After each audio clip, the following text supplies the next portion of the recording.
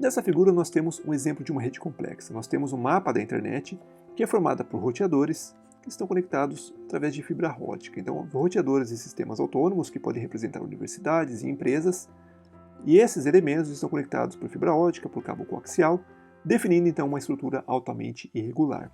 Se nós observarmos essa estrutura, simplesmente desenharmos essa rede, nós não conseguimos extrair informações muito úteis. Por quê? Porque uma rede altamente complexa, nós não conseguimos, por exemplo, calcular qual é a distância típica, como que as conexões estão distribuídas.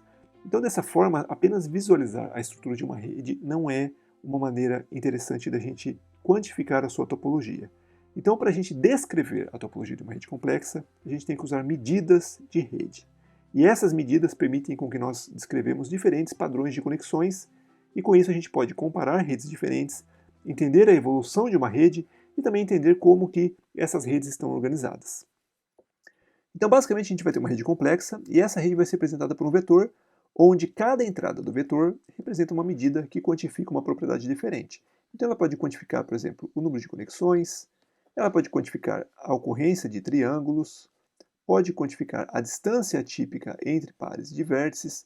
Então, com isso, a gente pode, então, descrever e conseguir informações sobre essa topologia. Então, há diferentes medidas, na verdade, há dezenas de medidas para descrever a topologia de uma rede complexa, e nessa aula nós vamos aprender sobre as medidas relacionadas ao número de conexões. Então, como é que eu descrevo uma rede em termos do número de conexões? Quem tiver interesse em ver outras medidas, pode dar uma olhada nesse artigo que nós publicamos em 2007 na revista Advances in Physics. E essas medidas, então, a gente vai aprender ao longo de várias aulas. Então, a primeira medida que nós vamos estudar é chamada degree, ou chamado grau de um vértice. O que seria o grau? O grau nada mais é que o número de conexões. Então, por exemplo, o vértice A ele tem grau igual a 2, porque ele tem duas conexões. O vértice C ele também tem duas conexões. O vértice F tem apenas uma conexão. O vértice E também tem uma. O vértice D também tem uma.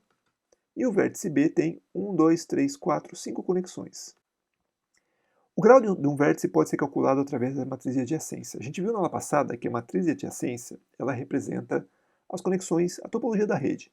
Então as entradas vão ser iguais a 0 se não houver conexão, e 1 se tiver uma conexão. Então aqui a gente tem uma conexão de A para B e de A para C. Então a entrada AB igual a 1 e a C também igual a 1. Se nós somarmos os elementos da linha, ou seja, simplesmente somar quantos 1s ocorrem nessa linha, que está relacionada com A, a gente obtém simplesmente o grau do vértice A.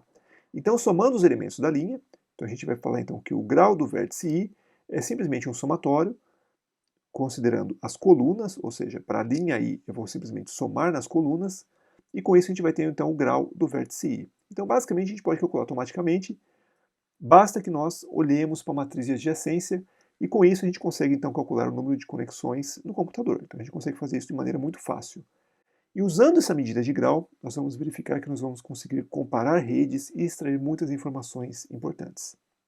Então a primeira informação que a gente vai calcular é simplesmente o grau médio. O que seria grau médio? O grau médio é simplesmente a esperança de K.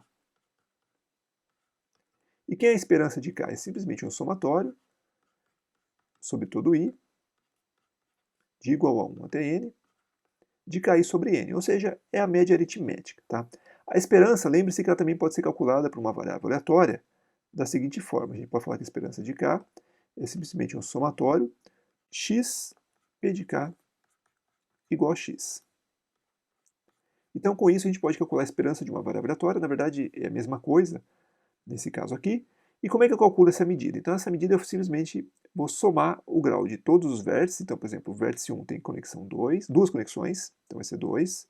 O vértice 2 também tem 2, o vértice 3 tem 6, o vértice 4 tem 2, o vértice 5 tem 2, o vértice 6 tem 2 e o vértice 7 tem 3. Então eu vou somar todo mundo dividido por 7 e o grau médio vai ser igual a 2,71. Notem que a gente usa essa notação aqui para representar o grau médio, que na verdade vem de física, vem de mecânica quântica. Então a gente usa essa notação aqui porque é a notação que é adotada na maioria dos artigos. Tá? Então é bom a gente saber então que essa é a maneira que a gente representa, então, o grau médio. Então, o grau médio, basicamente, ele vai quantificar a densidade de conexões numa rede. Então, quanto maior o grau médio, maior é a densidade de conexões, ou seja, mais conectada é essa rede. Podemos ainda generalizar o grau para redes dirigidas, ou seja, aquelas redes nas quais as arestas são dirigidas, elas apresentam direções. Então, nesse caso, nós temos o grau de entrada e o grau de saída. O grau de entrada ele vai ser dado pelo número de conexões que chegam a um dado vértice. Então, por exemplo, o vértice 1, ele recebe apenas uma conexão, então o grau de entrada dele é igual a 1. Ao mesmo tempo, saem do vértice 1 duas conexões, então o grau de saída é igual a 2. Para o vértice 3, chega uma conexão e sai uma conexão, então a gente pode ver que é 1 e 1. Para o vértice 4, não tem nenhuma conexão chegando e saem duas conexões, que a gente pode ver que tem duas conexões aqui de saída. Então, com isso, a gente consegue também caracterizar uma rede dirigida. Nesse caso, nós podemos calcular o grau médio de entrada e o grau médio de saída, e é simplesmente somar todos esses valores e dividir pelo número de vértices. Ou seja, vai ser 1 mais 1 mais 1 mais 2, dividido por 5, vai dar o grau de saída, grau de entrada, na verdade, igual a 1, e o grau de saída vai ser a média, vai ser igual a 1 também. A partir do grau, nós podemos também calcular o histograma do número de conexões, ou seja, vamos simplesmente obter um histograma contando quantos vértices tem grau 0, quantos tem grau 1, quantos tem grau 2, quantos tem grau 3 e assim sucessivamente. Então, nesse caso aqui, para essa rede, nós vemos que um vértice tem grau 0, ou seja, a probabilidade de eu selecionar um vértice com grau 0 é simplesmente 1/8. Com grau 1 nós temos 3, então temos 1, 2 e 3. Com grau 2 temos 1 e grau 3 temos 3. Então, com isso, a gente vai quantificar então esse P de K, ele vai ser simplesmente a probabilidade de nós selecionarmos um vértice com grau K. E se nós compararmos essas duas redes, as duas redes apresentam o mesmo grau médio. Mas notem que nessa rede aqui nós temos uma variação maior do grau do que nesse caso aqui, porque nesse caso varia de 1 até 3, e aqui varia de 0, na verdade, até 3. Então notem também que a topologia é muito diferente. Então, só usar o grau médio não é suficiente para a gente caracterizar uma rede complexa. A gente precisa de mais medidas e, a partir desse histograma, nós podemos calcular várias medidas relacionadas ao grau. Então, aqui a gente tem um exemplo de uma aplicação da distribuição do grau. Nós temos aqui um grafo aleatório e nós temos uma rede chamada rede sem escala. No grafo aleatório, ele é simplesmente criado conectando, com uma certa probabilidade P, cada par de vértices. A gente vai estudar ainda esse grafo com detalhes ainda nesse curso. E se nós simplesmente criarmos esse grafo, nós vamos verificar que a distribuição do número de conexões segue uma distribuição de Poisson. A distribuição de Poisson, só para lembrar, ela é simplesmente P de x igual a K, é simplesmente E a menos lambda, lambda elevado a K, sobre K fatorial. E a distribuição de Poisson ela tem um grau médio típico. Ou seja, o número de conexões nessa rede ele vai variar, por exemplo, vamos supor que o grau médio seja igual a 10. Então ele vai variar de 0 até 20, então não vai variar muito. Nesse outro tipo de rede aqui, é chamado rede sem escala. E a distribuição do número de conexões segue uma lei de potência. Se eu pegar um vértice com grau muito alto, a probabilidade de eu selecionar esse vértice é muito baixa. Então a gente pode ver que a chance de ocorrer alguém com um número alto de conexões, ou seja, um hub, é muito baixa. Por outro lado, se eu pegar alguém com grau baixo, então a chance de eu selecionar esse vértice é muito alta. Então a gente vai ter muitos vértices, por exemplo, com duas conexões, enquanto que poucos deles são altamente conectados, que são chamados de hubs. Então, só observando esses dois tipos de redes, olhando para a distribuição do número de conexões, a gente pode ver que elas são completamente diferentes. Então, aqui só para exemplificar, então a gente tem aqui uma rede de colaboração científica, uma rede de interação de proteínas e a internet, que é uma rede de roteadores e sistemas autônomos. Então a gente observa que essas redes, se a gente colocar aqui na escala log-log, notem o seguinte, então como P de K é igual a K menos gama, se eu aplicar o log dos dois lados, eu vou ter o seguinte, log de P de K é igual a menos gama log de K. Eu posso escrever como sendo y é igual a 1a vezes x. Ou seja, essa equação aqui descreve então uma reta, na verdade tem um menos aqui, seria menos a, né? Vai escrever uma reta na escala log-log. Então a gente nota aqui que aproximadamente essas distribuições seguem uma reta numa escala log-log, ou seja, a gente pode falar que essas distribuições são aproximadamente uma lei de potência. Então essa distribuição aqui é chamada de lei de potência. E essa distribuição a gente vai ver que ela aparece na maioria das redes reais. Não só nessas três aqui, mas praticamente todas as redes que a gente vai estudar, a gente vai ver que essa lei de potência ela ocorre muitas e muitas vezes. Então, aqui exemplificando novamente, então a gente tem aqui agora uma lei de potência. Então, essa lei de potência em inglês é chamada Power Law. E essa lei ela vai definir o seguinte: então, aqui a gente tem uma rede em que nós temos rodovias, ou seja, uma rede aproximadamente homogênea, então todos os vértices têm mais ou menos o mesmo número de conexões. E aqui nós temos uma rede de aeroportos. Nesse caso, a gente vai ter alguns vértices altamente conectados, que são muito raros, então, por exemplo, o aeroporto de Chicago, o aeroporto de Nova York, enquanto que a maioria dos vértices são pouco conectados, são aqueles aeroportos regionais. Tá? Então, com isso, a gente pode verificar que, olhando só essa distribuição, a gente pode, então, identificar padrões diferentes de conexões. Enquanto essa aqui é um padrão bastante irregular, essa aqui é um padrão altamente irregular.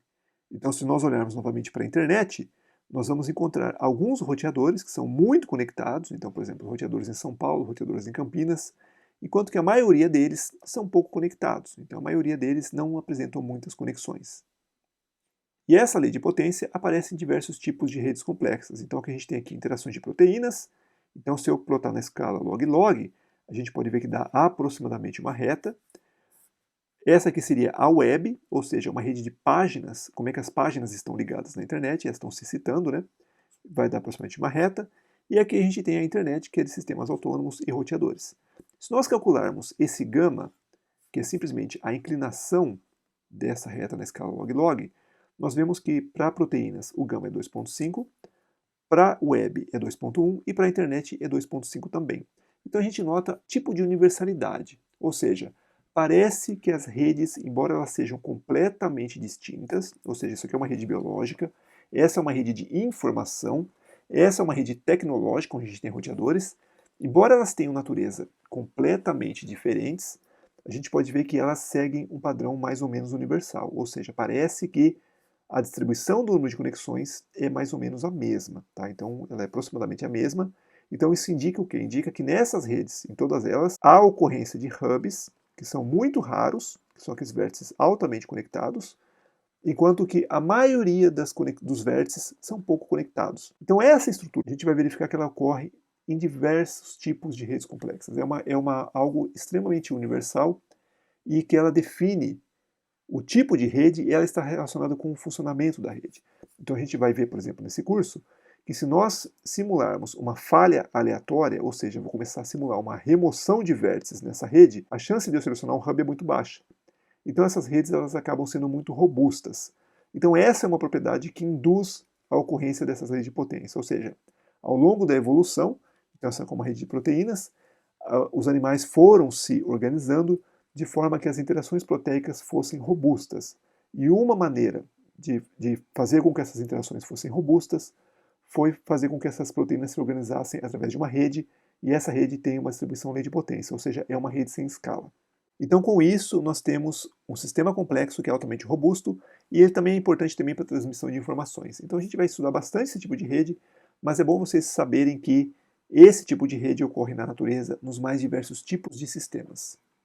Então, a partir da distribuição do grau, podemos calcular diversas medidas estatísticas.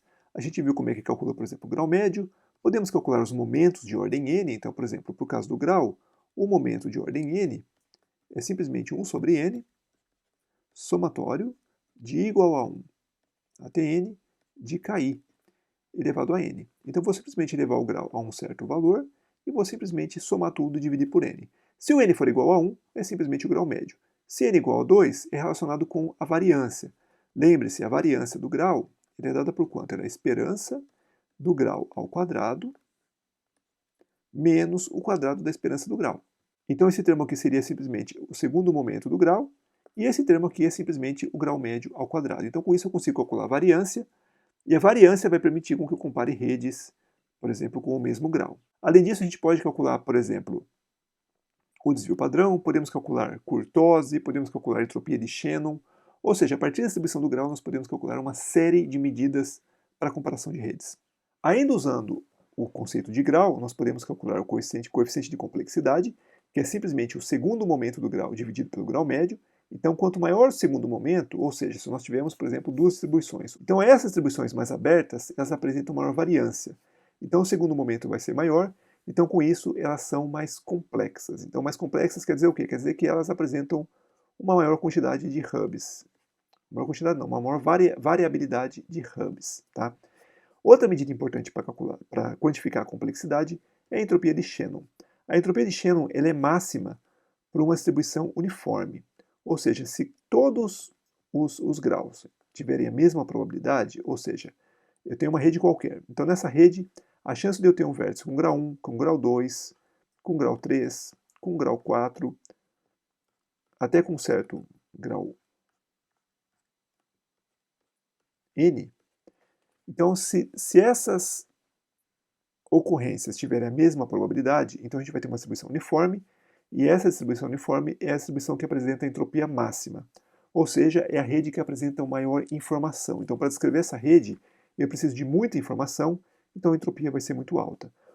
Por outro lado, numa rede em que os vértices apresentam o mesmo número de conexões, uma rede regular, então seria, por exemplo, um quadrado, o que nós temos é que a probabilidade de eu pegar um vértice com o mesmo grau é a mesma. Então, o que acontece? Então, eu não preciso de muita informação para descrever essa rede. O que eu preciso de informação? Basta dizer que todos os vértices apresentam duas conexões. Então, nesse caso, a entropia é mínima e a gente vai ter a entropia, então, igual a zero. Então, a entropia ela vai quantificar a complexidade, ou seja, quanto de informação que eu preciso para descrever a topologia da rede. Então, aqui exemplificando, voltando para aqueles dois casos que a gente viu, nesse caso aqui, o segundo momento do grau vai ser simplesmente 4, nesse caso aqui 3,5. Então a gente pode dizer que a variabilidade, ou seja, essa rede aqui, ele é mais complexa do que essa outra aqui. Então ela vai apresentar uma entropia maior e também vai apresentar um coeficiente de complexidade maior. E como leitura complementar, eu sugiro então esse artigo que nós publicamos em 2007 nessa revista Advances in Physics. E nesse artigo, então, nós descrevemos várias medidas de redes complexas.